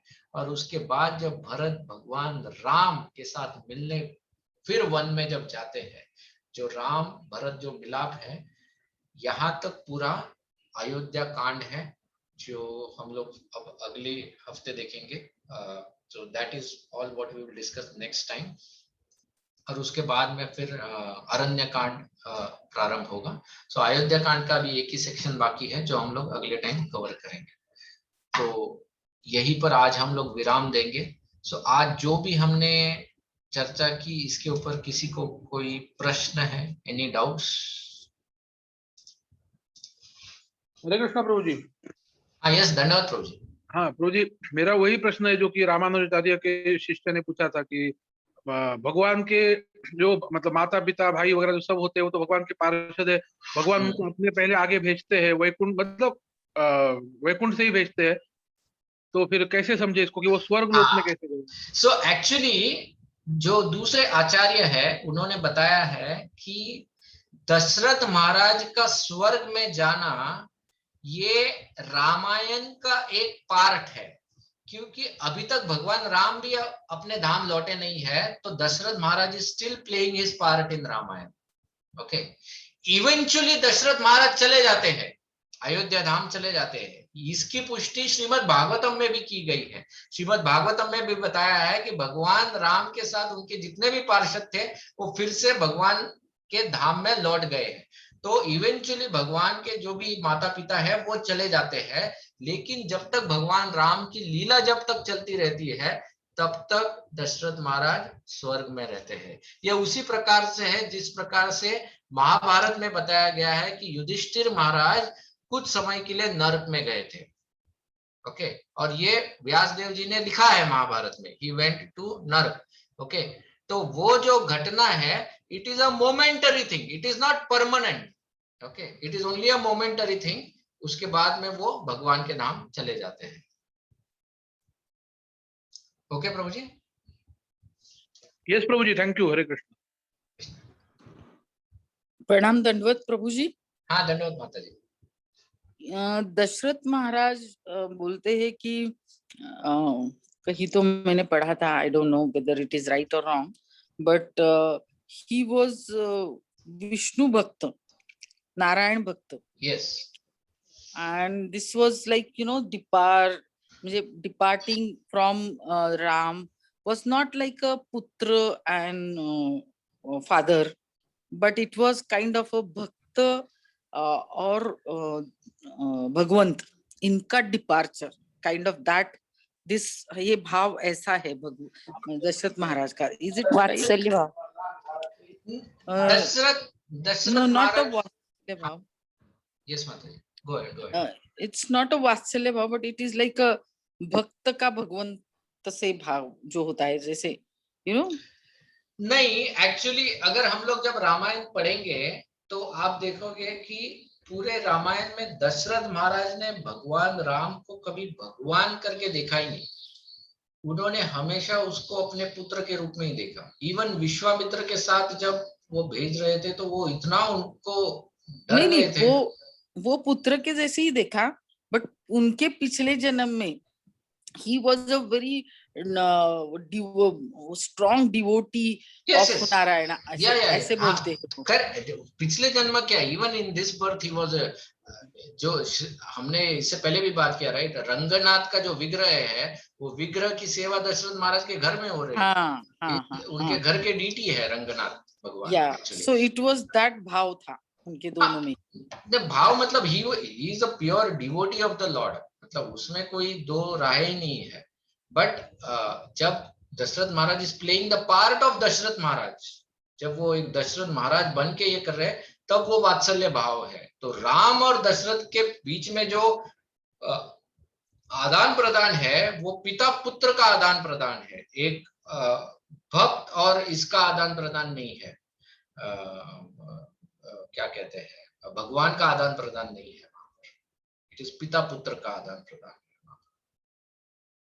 उन दोनों, in that leela, okay, otherwise they are devotee and the Lord, that is true. Yeah. Yes. और इसमें अभी दो दशरथ महाराज was actually very disturbed by two reasons. One was that Kaikeyi राजा को उन्होंने वो वचन दे दिया था, and secondly he was disturbed with the Shravan बाण। तो श्रावण बाण ने भी यही बोला था कि श्रावण के माता पिता ने कि you will be suffered, और वियोग में आप सेपरेशन के वियोग। सो ये कैसे लिंक, ये कैसे लिंक करेंगे आप कि कैकेयी के दो वरदान की वजह से ये सब हुआ, या वो उसका शाप था इसकी वजह से, या दोनों? कैसे, how do we explain that? नहीं, देखो कैसा है कि जब घटना घटती है तो वो सब एक साथ एकत्र आ जाते हैं, यू नो, वो जैसे बोलते हैं ना कि सब ग्रह नक्षत्र बराबर अपने घर में बैठ जाते हैं। तो उसी तरह से जब दशरथ महाराज के ऊपर इस घटना को होना है तो ये सब कुछ एक साथ आ गया था। लेकिन हम लोग क्या करते हैं, तो इसीलिए वी से राइट कि हम लोग रामायण की कथा बदलने की कोशिश नहीं कर रहे हैं, बट हम लोग उसको अलग अलग पात्रों को समझने की कोशिश कर रहे हैं। We are trying to understand the psychology and उससे हम लोग क्या सीख सकते हैं। तो when you break it up through all this things, तो श्रवण महाराज की कथा में हम लोग कुछ सीखते हैं, ओके, तो उसका निष्कर्ष तो चेंज नहीं होगा, लेकिन उस कथा द्वारा हम लोग कुछ कुछ सीखते हैं। जैसे दशरथ महाराज जो है कैसे रिस्पॉन्सिबल थे, वो वहां से भाग खड़े नहीं हुए, या उसमें हम लोग देखते हैं कि कैसे relations are more important than resources, ऐसे you know there are certain learnings from that. उसी तरह से कई की घटना से हम लोग और कुछ सीखते हैं कि कैसे मंथरा का जो है, and many other things that we learn from कई के पास टाइम में से। So we try to learn from these different events, but भगवान की लीला में भगवान इस तरह से लीला करते हैं जिसमें ये सब इवेंट्स एकत्रित आ जाते हैं एंड उनका प्रभाव एक साथ हो जाता है। So that they just come together and that is how भगवान अपनी लीला को यू नो बनाते हैं। लाइक क्या कहते हैं, इवन इन महाभारत कृष्णा जब कोई लीला करते थे तो वो इस तरह से लीला करते थे कि एक साथ 2-3 चीजें ऑटोमेटिकली हो जाती थी. You know one of the classic Leela is वो इसका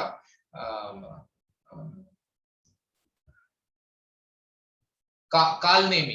कालनेमी जब आता है भगवान श्री कृष्ण के ऊपर यू नो हमला करने के लिए, तो उस वक्त भगवान जो है वो कालनेमी की हत्या नहीं करते हैं, क्योंकि कालनेमी को भी वरदान था.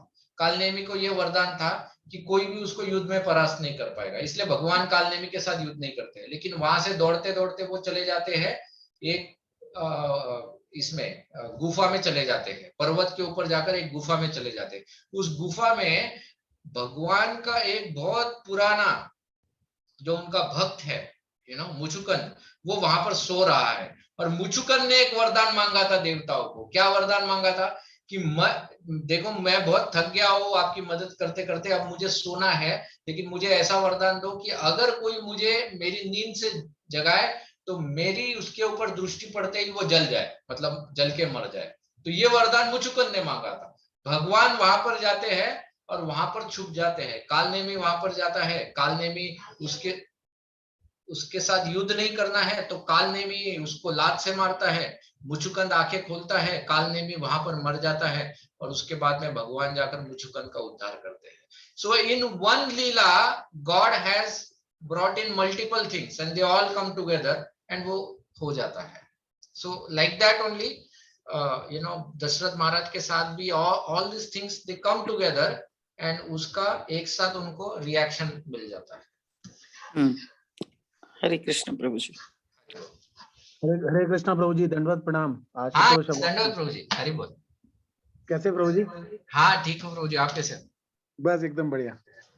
प्रभु जी एक सवाल था yes, कि हम ऐसा सुनते हैं या सबसे कि माता कैकेयी का बहुत प्रेम था भरत के प्रति, बट राम के प्रति उनका प्रेम भरत से ज्यादा था. बहुत ज्यादा था. बहुत ज्यादा था.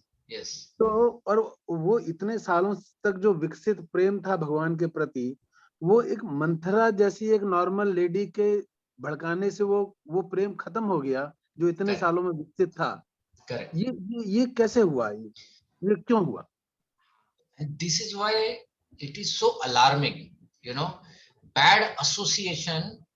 This is a big learning. देखो जैसे बताया जाता है कि दूध में आप 100 लीटर दूध लाओ और उस 100 लीटर दूध में आप 5 ml भी जहर डालो तो भी वो दूध दूषित हो जाता है. आप ये नहीं कह सकते हो कि दूध तो 100 लीटर है, विष तो 5 ml ही है, तो विष का प्रभाव दूध के ऊपर कैसे हो सकता है? लेकिन वो 5 ml विष भी पूरे 100 लीटर दूध या 1000 लीटर दूध को भी प्रभावित कर सकता है. उसी प्रकार से जो बुरा संग होता है, बैड एसोसिएशन, वो क्षणिक भर भी ये एसोसिएशन ऐसा होता है कि वो अच्छे की मति को दूषित कर सकता है. और इसीलिए हमको आचार्यगण या हमारे यू नो जैसे प्रभुपाद जी भी है, वो हमेशा हम लोगों को टोकते हैं. किस बात से टोकते हैं? कि तुमको एथिस्टिक लिटरेचर को नहीं पढ़ना चाहिए, स्टे अवे फ्रॉम देम, कर्मी लोगों से दूर रहो तुम. क्यों? क्योंकि भले हम लोग भक्ति में कितने भी परिपक्व क्यों ना हो, लेकिन इन लोगों का संग जो होता है वो थोड़ा सा भी संग गलती से हम लोगों के पतन का कारण हो सकता है. आप देखो कभी कभी ऐसा होता है कि किसी भक्त के प्रति हमारे मन में कभी भी कुछ भी मतलब वी डोंट हैव एनी क्या बोलते हैं anything about a particular devotee, और कोई तीसरा भक्त आता है और आपको बताता है अरे प्रभु पता है ये जो व्यक्ति जो है ना, ये व्यक्ति ये ऐसा है वैसा है, कुछ 4 गलत चीजें बताता है. हमने कभी देखी नहीं, सुनी नहीं, कुछ नहीं, लेकिन यह व्यक्ति ने हमको बताया है. अचानक क्या होता है कि भले हम हमारा उस भक्त के प्रति कुछ भी you know we did not have a good और बैड क्या बोलते हैं जजमेंट अबाउट इट, लेकिन अब हम लोग क्योंकि हमने ऐसा कुछ सुना है तो उस भक्त को हम लोग एक अलग क्या बोलते हैं नजरिए से देखना चालू करते हैं. तो ये जो बुरी संगत जो होती है, ये बुरी संगत I mean it is so dangerous, and that is why it is a learning that कि थोड़ी, जैसे बोलते हैं ना कि साधु संग लव मात्र साधु संग, कि अगर थोड़ी देर के लिए भी अगर साधु का संग लो तो वो साधु का संग हमको तर देगा। उसी तरह से थोड़ी देर के लिए भी अगर हम लोग बुरा संग लेंगे ना तो वो बुरा संग हमको ले डूबेगा। It's like that, opposite exactly, and that is what happened with Kaikeyi. Okay, and देखो I mean eventually Kaikeyi after Bharat आने के बाद कैकेयी फिर से ठीक भी हो जाती है, लेकिन उतने टाइम के लिए कैकेयी की मति इसको पूरी तरह से ये मंथरा दूषित करती है। एंड सेकेंडली मंथरा इसलिए भी दूषित कर पाती है क्योंकि कैकेयी इज नॉट लाइक बोलते हैं ना, उसका राम के प्रति वात्सल्य था, लेकिन एट द सेम टाइम वो अपने प्रति भी बहुत प्रेम करती थी। She was very self centred also. तो जब उसको अपने पे बनाई, कि जब मंथरा ने बताया कि अरे तू दासी बन जाएगी, वो उससे सहन नहीं हो पाया। दैट सेल्फ अटैचमेंट जो कैकेयी का था वो सहन नहीं कर पाई, and that is where she became weak. नहीं तो तब तक वो मंथरा की बात नहीं मान रही थी, लेकिन उसके बाद वो वीक हो गई जब व्हेन हर पर्सनल क्या बोलते हैं अटैचमेंट्स को रिस्क आ गई, that time she became weak. So that was also her weak point, but I mean the main thing is bad association. ठीक है Prabhu ji, thank you Prabhu. Thank you Prabhu. Hare Krishna. Hari बोल। तो ऐसा नहीं था क्या प्रभु जी that she loved herself more than Ram? It is not concluding there. We can say that she loved herself more than Ram. At least that is how we can understand that. वरना अगर वो राम से अपने से ज्यादा अगर प्रेम करती तो वो किसी भी कॉस्ट पे राम को वनवास नहीं भेजती थी। But again, I mean, see, I mean, we don't want to really dwell into so much nitty-gritties ki we understand lessons from them, we move on, क्योंकि otherwise हम लोग तो स्टोरी लाइन ही बदल देंगे ज्यादा, उसके ऊपर ये करेंगे। But you can say that, yes. लेकिन प्रभु जी एक चीज बड़ी इंपॉर्टेंट है जो आपने बताई कि अभक्त का जो संग है वो हमको बहुत नीचे खींच सकता है। Yes, वो very avoid dangerous, very dangerous. That is very dangerous. Yes, yes. वो Prabhupada always says it's like ये जो अभक्त होते हैं, प्रभुपाद तो ईशोपनिषद में प्रभुपाद उनका उदाहरण देते हैं कि ये कभी कभी ऐसे भी होते हैं जैसे एक सर्प होता है, वो सर्प के सर के ऊपर हीरा, तो कुछ अभक्त जो होते हैं, एथिस्टिक लोग जो होते हैं, वो बड़े स्मार्ट होते हैं, बड़े ज्ञानी दिखाई देते हैं। तो प्रभुपाद उनकी तुलना करते हैं कि ये सर्प जिसके सर के ऊपर हीरा है उसके समान है। मतलब क्या, वो जो हीरा है वो हीरा लोगों को आकर्षित करता है उसके तरफ जाने को, लेकिन हीरा किसके सर पे ऊपर है? सर्प के सर के ऊपर है। तो वो सर्प के नजदीक जाओगे तो वो दंश मारेगा, और दंश मारेगा तो तुमको मार देगा actually. So many times this atheistic association is like this, attractive but poisonous. Manthara जो थी वो एक्चुअली रामायण में बताया है, ये जब कैकेयी जब मान लेती है मंथरा की बात, तो वो मंथरा का बहुत गुणगान करती है।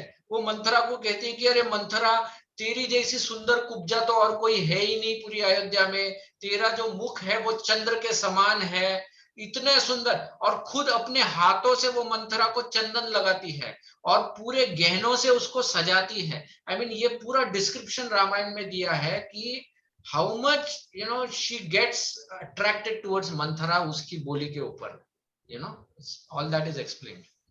हरे कृष्ण प्रभु जी। यस माता जी। आपने बोला अभक्त का एसोसिएशन, अगर सपोज फैमिली मेंबर्स है, अपने घर के फैमिली मेंबर्स है, और उनमें से कोई ऐसे अभक्त है, या तुम्हारे खुद का बेटा, या तुम्हारा लाइक पार्टनर, हस्बैंड हो, वाइफ हो, तो फिर वो तो हम एसोसिएशन कैसे टाल सकते हैं? या एसोसिएशन मतलब क्या है माता जी? Association is not just about staying together, but it is also कि उस व्यक्ति के जो थॉट्स है, उन थॉट्स को एक्सेप्ट करके उनको अपने जीवन में उतारना, दैट इज एसोसिएशन, राइट? जैसे टिपिकली हस्बैंड वाइफ के रिलेशन में पत्नी भले ही कितनी भी चीजें बोले, हस्बैंड आराम से इग्नोर करता है उसको, right? And that is all wife's creeping, right? So you can't say that is association, right? तो उसी तरह से I mean the same thing you can do, specially when it is in a family, कि you know उनके कुछ thoughts रहेंगे which might not align with our philosophy or with this, so उनको बिना ऑफेंड किए we don't have to accept them. It's as simple as that. But at the same time, if it is going beyond this thing, then we can also keep a foot down that, you know, I mean, just like I respect and honor your understanding and thoughts, you too have to do the same about my this thing. Okay. Yes. Prabhu, materialistic जीवनात कसं implement करायचं? What? प्रभू, आपण we go to offices, we interact with people, we get influenced, and मग अशा परिस्थितीमध्ये how can we try to avoid association of such persons? See, basically, unfortunately, it is difficult to avoid association of some of the people because हम लोग उनके साथ रहते हैं या फिर हम लोग उनके साथ काम करते हैं, and that is why Prabhupada also told us that because we are on a war field, you know, हम लोग माया के साथ वॉर में हैं, तो वॉर फील्ड में दो चीजें आवश्यक होती है। एक होता है सामने वाले को मार गिराना, और दूसरा होता है अपने आप को बचाना। एंड अपने आप को बचाने के लिए you have to protect yourself, you have to protect yourself with armour, shield and all those things. So हमारी जो साधना होती है, जितनी स्ट्रांग हमारी साधना होगी, पर्सनल साधना, उतना हमारे ऊपर उनका प्रभाव नहीं होगा, because they are like you know enemies hitting bullets on us. लेकिन तुम्हारा जितना शील्ड स्ट्रांग है उतना कोई फर्क नहीं पड़ेगा। If your shield is weak, then their bullets are going to affect you. अगर हमारी साधना कच्ची है, देन हम लोगों को यू नो अपने इसमें भक्ति में लेथार्जी आएगा, देन वो लोग जो करते हैं उसमें इंटरेस्ट आएगा, then slowly our association with them will start increasing. So उन लोगों से अगर हम लोगों को केयरफुल रहना है, तो we have to only improve our own sadhana, okay, and that will automatically protect us from that. Very right, very right. Okay, correct. Yes.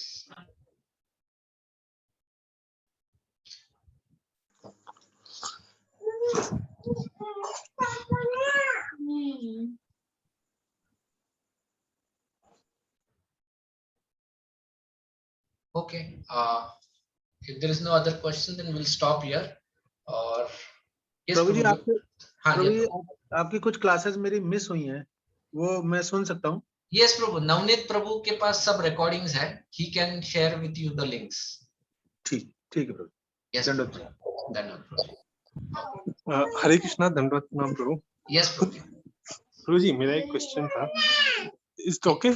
Yes. Okay Prabhu जी, ये जितने भी इंसिडेंट हैं, जैसे दशरथ महाराज या रामायण में जितने भी हैं, every incident have some lesson, कुछ ना कुछ लेसन्स हैं, and same time it's all happen because of lord desire. ये पास्ट टाइम, ये दैविक प्लान या फिर ऐसे, तो अगर हम लॉर्ड डिजायर या past time as a past time अगर लेते हैं, तो हमारा learning part, lesson learning part becomes week.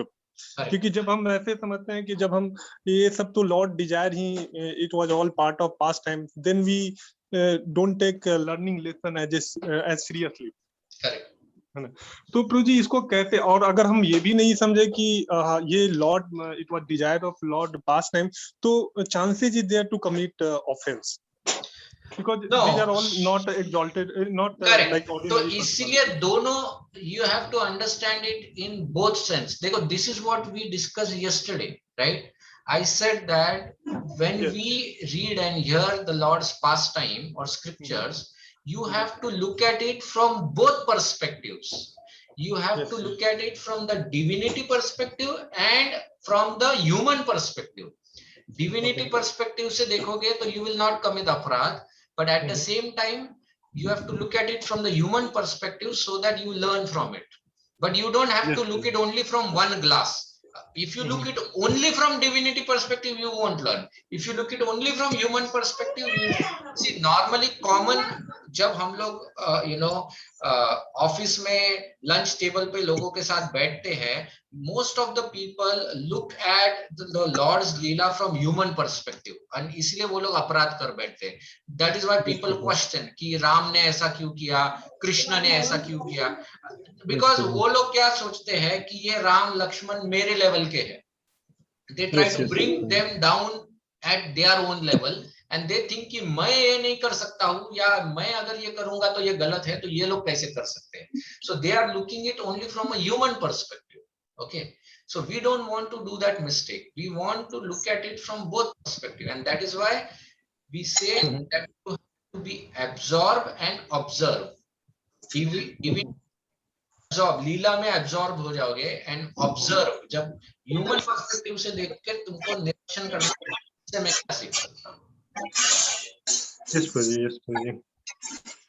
Okay, Yes, Prabhuji. Thank you, Prabhuji. thank you, Prabhuji. Hari बोल. Okay, we'll stop here and next अगले शनिवार को हम लोग कंटिन्यू करेंगे. नहीं, अगले शुक्रवार को. Yes, हरि बोल. Thank you, Prabhuji. Dandavad pranam. Hare Krishna. Thank you. Hare everyone. Krishna. Thank you, Hare Prabhuji.